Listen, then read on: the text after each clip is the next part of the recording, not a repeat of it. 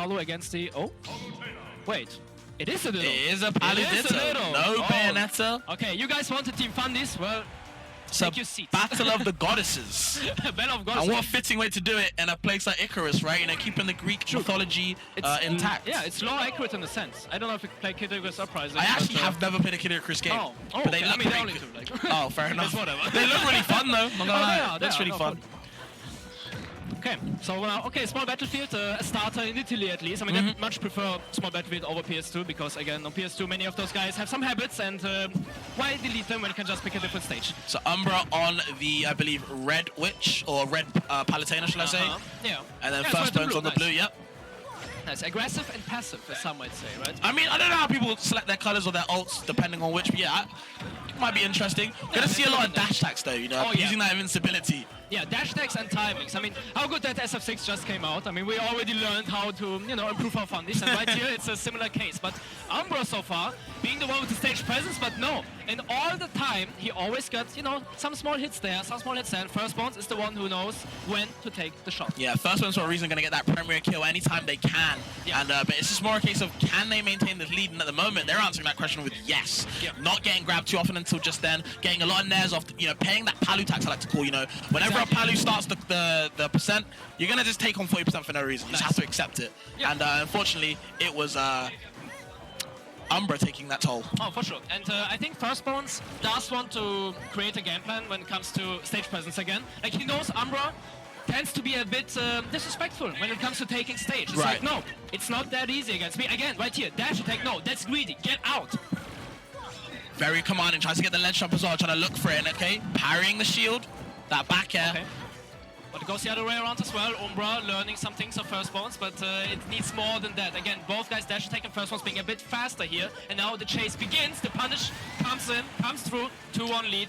Firstbones is taking a nice spot here. Yeah, firstbones doesn't really look, you know, challenged at the moment. Seems to be doing a great job. You know, already got the stock lead, the percent lead as well. Yeah. Kind of lapping them. It's just more of a case of is Umbra like kind of familiar with this? You know, can they fight your own character? But that's the thing, you might think both of these guys are experts of their respective character, but you know, in terms of the Ditto, that's like a whole game plan in itself, right? And firstbones is like, you know, approach me, I know you want it, I know we are playing the literal same character, you cannot just camp me out, so yeah, something has to happen. And now Umbra, okay, for now, spamming the backers invisible here. back airs coming out and out, Umbra. Yeah, so now that he has the stage presence, he needs to hold that. He needs to, okay, punish the teleports, but it's easier said than done. Yeah, you have those cancels going through as well. Firstbones. At least they didn't have a hitbox on the way up, so that teleport can get, you know, be exploitable. Yeah, you have to be a bit proactive with that. Oh yeah, proactive. So backer is way too hard to time. Wonderful parry into after here at firstbones, keeping things at bay. Umbra struggling to get in, trying to go for the side B here, but dash attack is the answer. Parallel recoveries and okay, wonderful backdoor here, keeping things a bit more safe. Another backdoor to kind of reset the situation, but the up air! He's gone. From firstbones, you know, making sure that, you know, you can't be on that ledge safely, and TV about to turn off, I believe. TV about to turn off, I mean. We got 1 minute. Yeah, that punish was a bit too strong, man. Okay, but I mean, that's pretty much what you said before, right? Firstbones is the name that we know. Now we have the Ditto, we have, you know, fundamentals at first, but then the punish game. How does the punish game exist though? It's like, okay, you're gonna wait, and then it's Umbra is the one who tends to be the one to shoot, right? The first one to shoot. And the moment he does so, firstbones is like, okay, I got my shields up, I can just grab you, just punish you, and every time, every single time, and the moment Umbra steps back, this is where he cannot play after his combo. Because the moment he does that, he does not have stage control. Firstbones can approach, but unlike Umbra, he knows how to approach safely. And now it's firstbones who's just switching to Sephiroth saying, nah, that was... Sorry, my boy, that was too free. I gotta mix it up a bit. I was like kind of confused about, you know, how he was actually going to be using the Sephiroth, if not, because that is a secondary.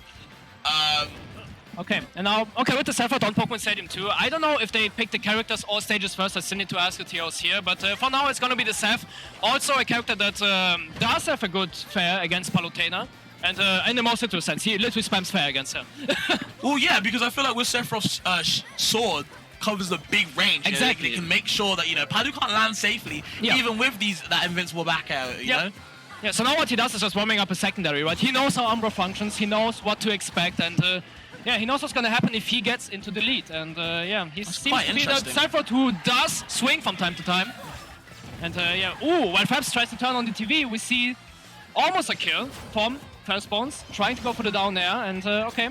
Again, it's a better game for sure, because the character is not as strong as his main, but that Sephiroth is about to get a menace. Yeah, and you see the wing is so helpful, because you're granted extra speed, and extra jump, and armor on the smash attacks, like, bro.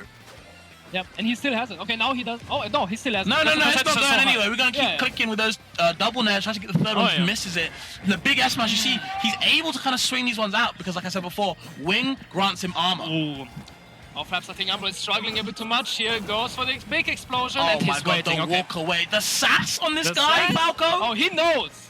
Attitude. Ooh, just clipping with a sour spot. Not the best flavor he wanted, but still going to keep it fresh. Getting back though, Umbra, trying to just show some fight. Nice recovery here, going high this time, expecting a low recovery at the side of Umbra, but no, firstbones got the decks on deck. Okay, wonderful punish, as it will surely kill.